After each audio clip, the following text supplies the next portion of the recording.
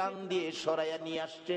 উহুদ পাহাড়ের মাঝামাঝি নিচ থেকে দেখা যায় না এমন একটা জায়গায় নিয়ে জিবরাইল নবীরে কোলে লইয়া ডাকতেছে, ও উহুদের পাথর, উহুদের পাহাড় রে, দেখ যেই নবী না হইলে তোরা হইতে না, আমি হইতাম না, কুল কায়নাত হইতো না।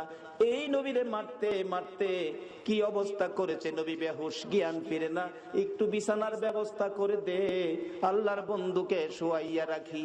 জিবরাইল বলেন, এই বলে ডাক দেওয়ার সঙ্গে সঙ্গে দেখি লম্বা একটা পাথর ফাইটা তুলার মতো নরম বিছানা হইয়া যায়।